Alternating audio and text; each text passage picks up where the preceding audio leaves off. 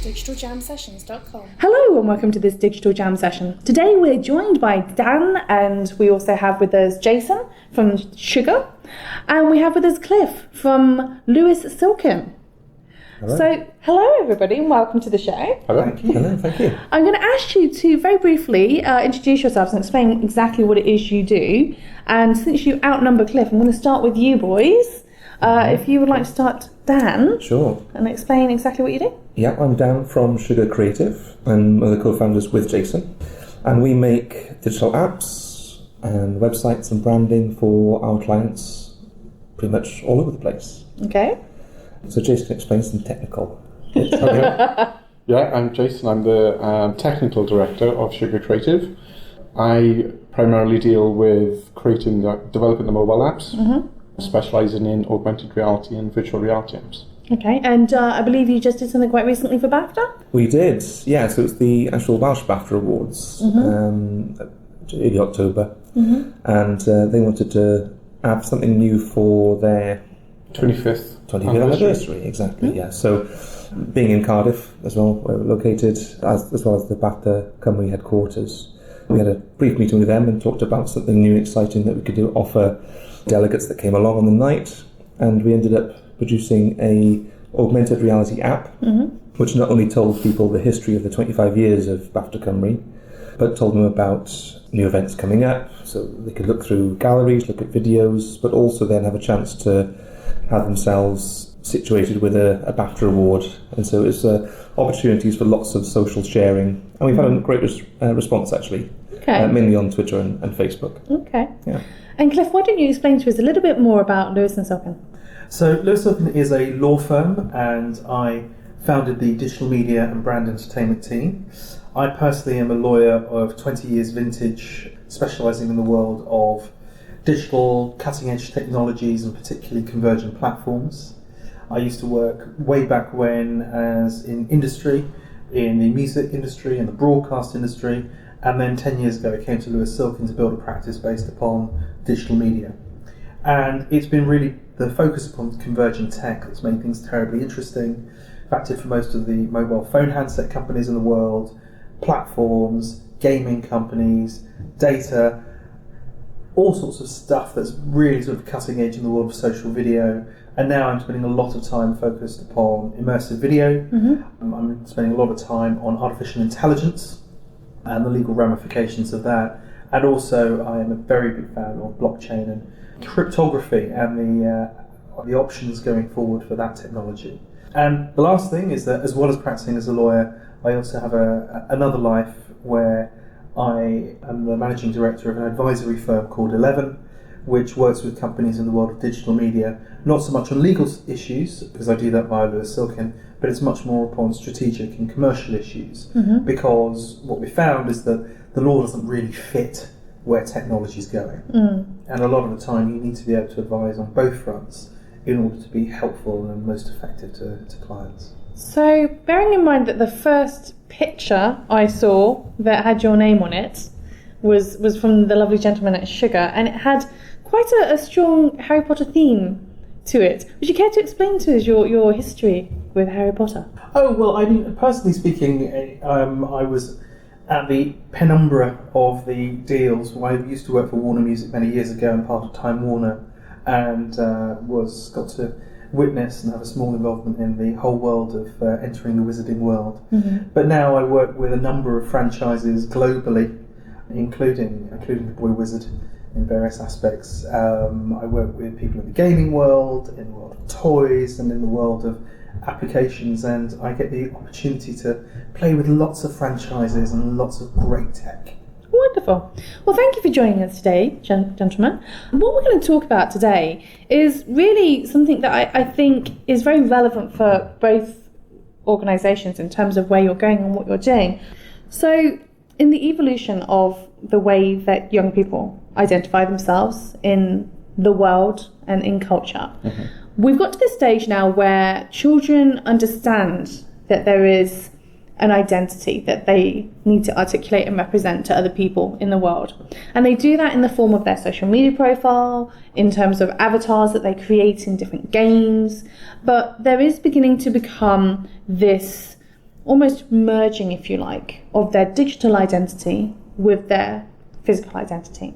And we see this in terms of young people who, they're taking photos and selfies and all these other things that they're doing. But even within the scope of those photos that they're taking, they are curating the image that they're projecting to others. Mm-hmm. And it is just, an aspect of their lives that they are representing to others. Yeah. But even at this very young age, young people now understand that is something that is not just nice to have, it is an essential part of communicating as a young person. Yeah, so a couple of things on that. I read an article recently where people's social media profiles were gone through for a job interview. Mm-hmm. So understanding early on about the perception that you put out there on social media in some way will be in line or actually out of sync with your actual personality. And so in this particular person's case, they didn't get the job because of certain things they put on their personal profile, even though it might have been in jest or it might have been just a throwaway comment.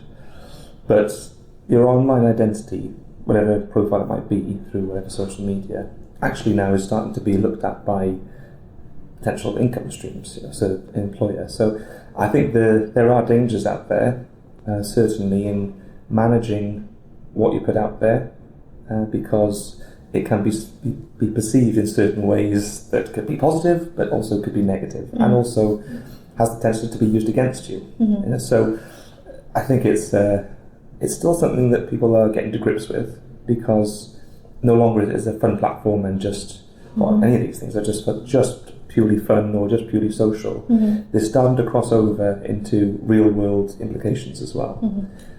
Mm-hmm. Sorry, Kev.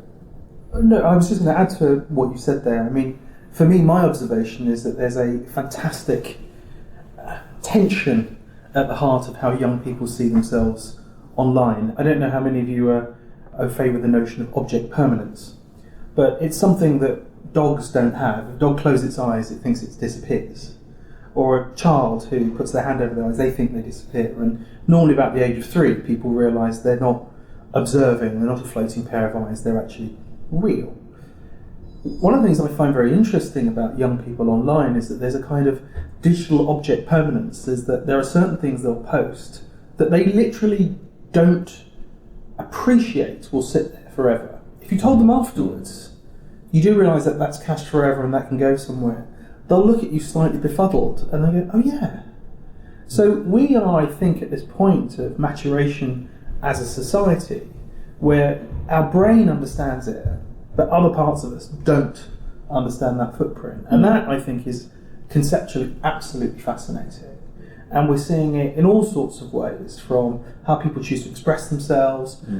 Some people think that just because they've got a certain Instagram handle, even though it's completely linked to their WhatsApp account and their Facebook account, there's been some kind of bifurcation. It hasn't, of course. Yeah. But because they've got a different name, that becomes a different expression. And the fact that all of these platforms are merged at the back end means that you can have all of the expressions you like. They're all still going back to you. So I'm finding that tension fascinating. I'm seeing it played out in lots and lots of ways. People trying to commercialise this information, people trying to protect themselves, people trying to conceal their identity, and the extent to which this is now the first generation ever that will grow with no expectation of privacy at all. They don't know the implications. They don't understand it. When I'm very old now, but when I was young, no one knew what I was doing unless I told them. And you'd rarely tell everyone what you were doing all at the same time. But it does lead to this really interesting notion that we are getting to a generation who don't really care about privacy. It's not so much that they don't understand, but it's the fact that their attitude to privacy is entirely different. Yeah. For us as this older generation, there is this kind of need to protect our privacy, or to at least feel that we have some kind of control over our privacy. Whereas for young people now, certainly teenagers, when you're looking at the 15-year-olds of this generation, it's kind of a case of actually they understand they have value. They understand that there is commodity in their privacy and their data. Absolutely, and that I think is nail on the head. Lots of people like to say that, sort of data and privacy and these things are completely interlinked. They're one and the same in as far as how they're expressed digitally, is that data is the new oil. It's not. It's even more scary than that. Data is the new money. Mm-hmm. And it's a currency. It is a currency. And it's a very dangerous form of currency because there's not a common unit of reference value. Mm-hmm. But what's very clear is that if young people feel that the information or their privacy has been taken, it feels as if it's been stolen from them. Mm-hmm. However, if you say Gmail reads all of your emails, or if you put that on Facebook, or you do realise that if you send that picture of that body part to that person, oh no, that's fine, because that's part of the value exchange. So this new form of money, this new form of currency, which is being valued, traded and sold at different rates, is for me, I think, very, very interesting. I'd also just overlay slightly, because we have digital natives around this table and listening to this podcast, but just to give you another aspect to it, certain continental countries in the continent of Europe, which we used to be a part of, have an extraordinarily different view of privacy. And I had a conversation with the lead lawyer at a major social network a few years ago at South by Southwest, and he said something along the lines to me. He said, "See, the thing is about you Europeans, you just don't get it. I mean, I just don't understand. What is it about these Germans and these French and these Italians that have got such a thing about privacy?" And I looked at him and said, "You've not worked this out?" He went, "No." And I saw the blood slowly drain from his face when he understood that, the German government is very clear that it's going to war with Google and Facebook and Amazon about data and privacy, and the ability for people to keep lists, know where everyone are, led to bad things. So I think we were not only in this world of, there is this West Coast, anything goes, everything's great, isn't it amazing? But we are seeing things happen in terms of age, cultures, histories and civilizations converging. And that's one of the ironies of convergence, is that everyone thinks that convergence is about several small rivers coming together to create a mighty ocean. There's another form of convergence where you have 4 lorries on a motorway converging at the same time. And so privacy, young people, monetization thereof, the right to be forgotten, which Google has lost its case for, is a fundamental right under European law that once you've extinguished a prison sentence, you have the right for that to be forgotten, but how that sits with pages being cached, etc. So I think to a certain extent there's still a lot to play for, and it will be very interesting to see how these very different worldviews coalesce going forward. What about this idea of the kind of the social attitude of the global citizen, and this idea that people actually want to be able to comment and to assert themselves when it comes to other countries and other citizens in other countries, that they have a very strong viewpoint on some of these things? Well, to be somewhat ironic, the global citizen seems to be taking global platforms like Twitter to promote and fulminate nationalism. Be that in a positive way in terms of the Arab Spring, or you're looking how Mr. Trump is using Twitter. The idea of this being, the utopian view is that it's a global opportunity for everyone to speak truth to the world in real time without mediation. Well, the dystopian view is actually the demagogues and the nationalists have extraordinary reach and the ability to tap into baser instincts. So I'm playing devil's advocate here, and I'm not saying as a lawyer, as one has the right to do, but these things exist in tension, not harmony, as far as I can tell. And where that tension plays out from a societal view, and of course, talking about this through the lens of young people is really very important. Legally speaking, of course, there's no one under the age of 13 on any social network. Of course not. That's just not a thing. It's just not a thing, right? Yet they're all on it, they all want to be on it, and they all want to find a way on it. And also, they're also on it by the back door, because I know lots of parents will say, look, can't go on Facebook, but you can go on Instagram, and you can have WhatsApp. So I am curious to understand what your viewpoint is on this idea that as we move forward with technology, immersive technology, things like VR and AR, we're getting to this stage where ultimately young people, or even just people of our own age, will create an alternative avatar, personality, character, whatever we want to call it, that exists within this virtual environment, this new virtual economy that people haven't quite figured out yet, they haven't quite tapped into it yet, they don't quite understand what it's going to involve. But the fact that just purely by the fact that they are young people, the likelihood of them understanding how the economy and the econometrics of such a system will work puts young people at a distinct advantage to somebody who is perhaps a little bit maybe more used to their privacy or a little bit more used to the idea of clinging to their own identity. I'm curious to hear thoughts on, what do we think these new technologies will bring to the table, whether it is AI, whether it is, mixed reality, virtual reality, augmented reality. The idea that it requires, avatars and the creation of character within alternate environments. I'm not going to say alternate realities, but alternate environments. Well, in the philosophical realm, I challenge the premise of the question. The question is that younger people will be more able to deal with these new environments because of their flexibility and their less rigidity. There's another viewpoint to say that actually, once you know yourself, you can start exploring these other fantastical realms, safe in the knowledge you know where to come back to.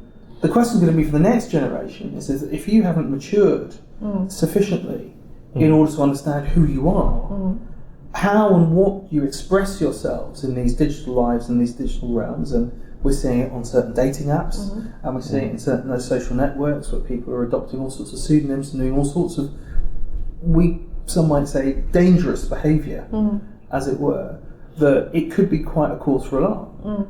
On the flip side, the opportunities are literally, again, fantastic. In terms of them being able to be the ultimate playground for creativity and the opportunity to discover new things in a relatively safe environment. Dan, what's your thoughts on this? I was just going to say, well, while Cliff was talking, it's going to struck me that I don't think we know the answer yet. There's going to be an event, a case, even something that happens that will kind of define the rules of this new universe that we've been exposed to. And whether that comes the next year, next 5 years, next 10 years, we don't really know.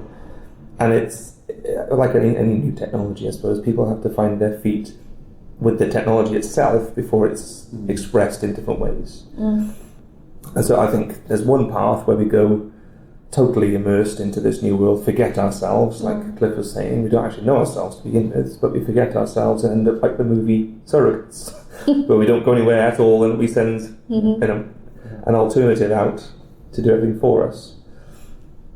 But then you look at that's cyclical because that ultimately broke down. In which case there's a reset that happens. Or we go down the other route where we strike some balance and we know that, okay, this virtual place isn't actually real. Yes, I'm able to talk to somebody who's on the other side of the world as if they were here. But we can do that now through video and through voice. But the difference is we might be able to actually see them or see a representation of them right in front of us. And I think it goes back to my original point where it was that we just don't know yet where that's going to go. It needs experimentation. I think young people are probably the best people to work out that experimentation.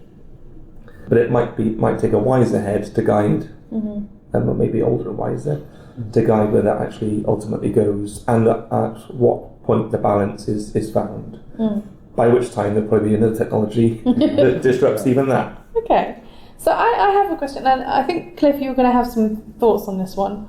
But I'm kind of interested in where we think this is all going to go when you get to a stage where somebody can be scanned and created into a 3D model or whatever the thing is, a hologram, and essentially can be utilised to create a new form of entertainment. So, for example, an actor or an actress, they get scanned, and that's it. We don't need them again. Thank you very much for your image, but we're done with you now, and we're going to create the performance using our technology, and people will be able to view that performance however they want to view it on whatever technology device is available. But this idea, this notion that humanity is almost being removed from the equation of performance, and instead the identity of an individual becomes almost a kind of a one-off trade.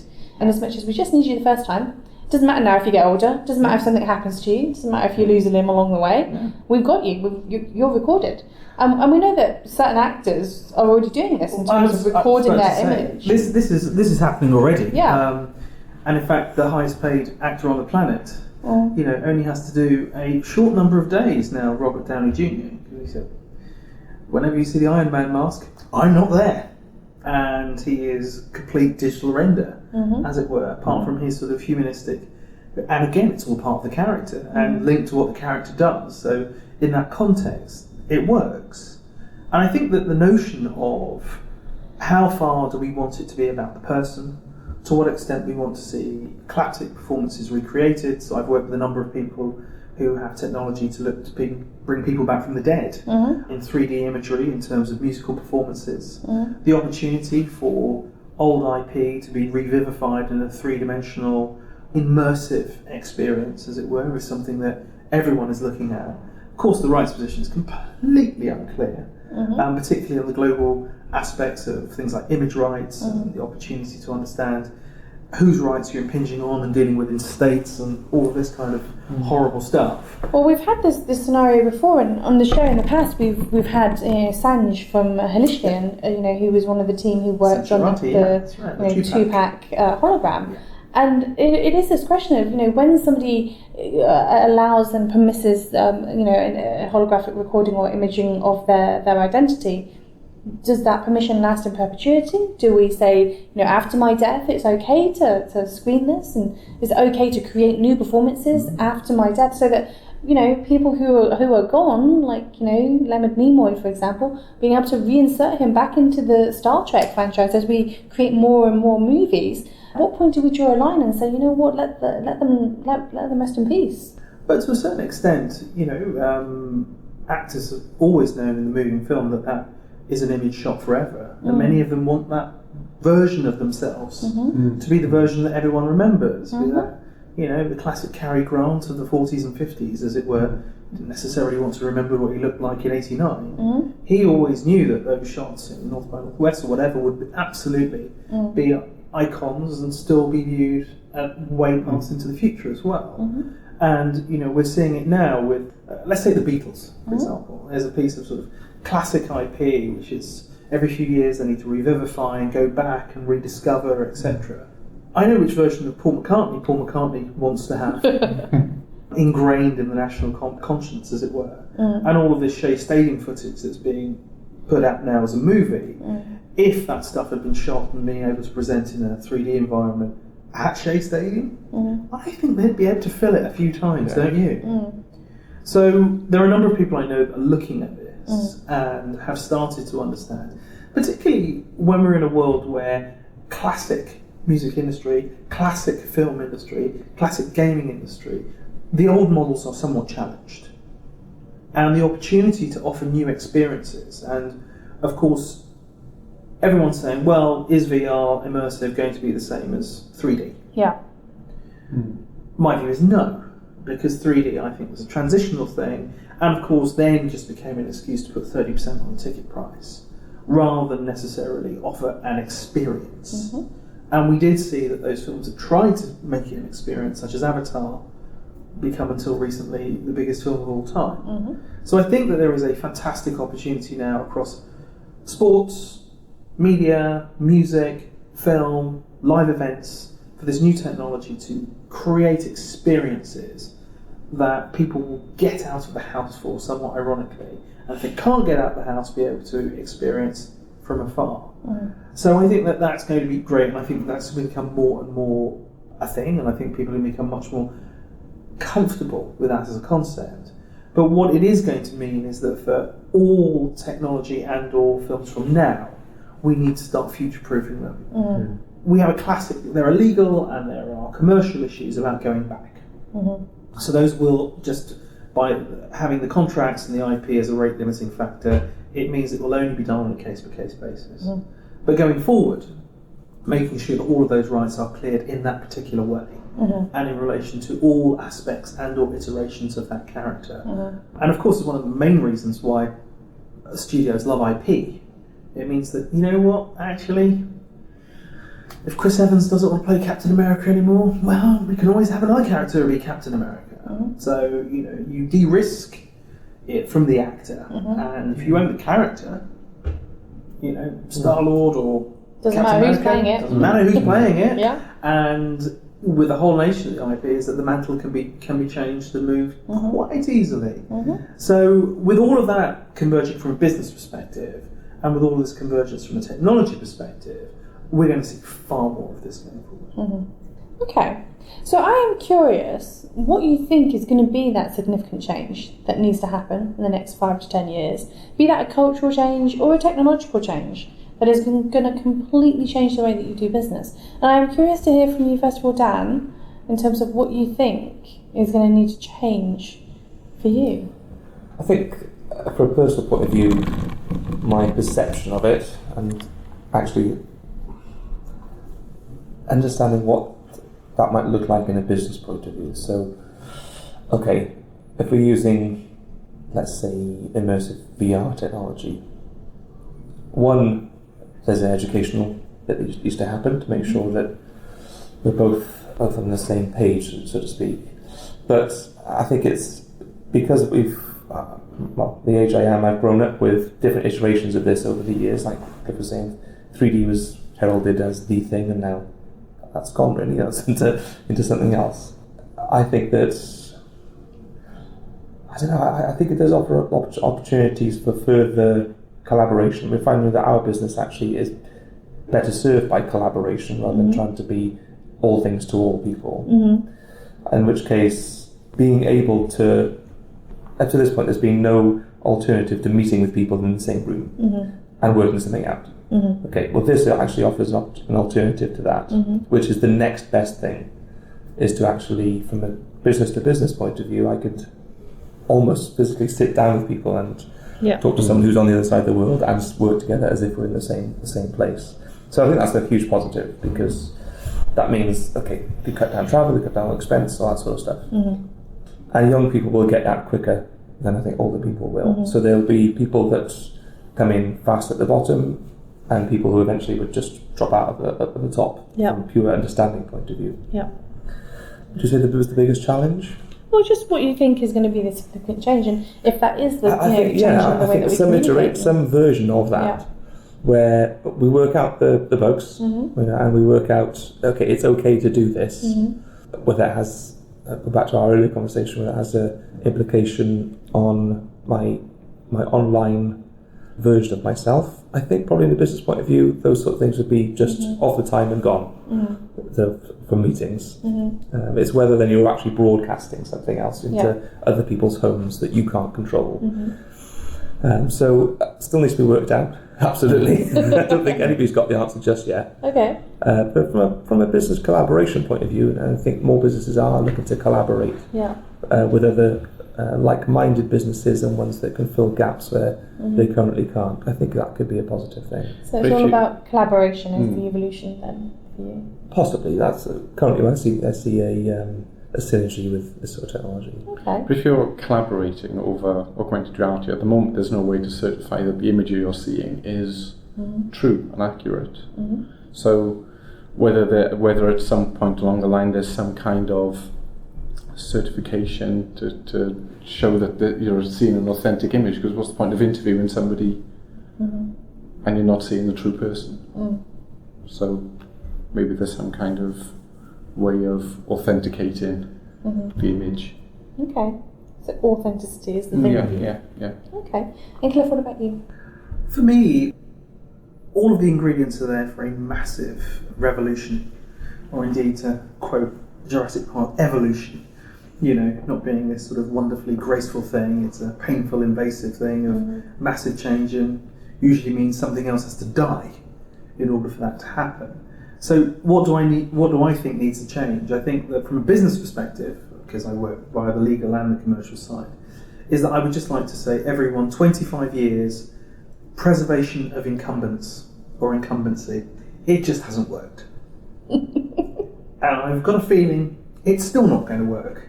And I think it's going to work less and less and less. And the more businesses you see fighting against online, against artificial intelligence or machine learning, and trying to shut things down, be that through legal or regulatory means, rather than embracing it, I would just say there's been so much evidence that it doesn't work. Yes. It just needs to stop.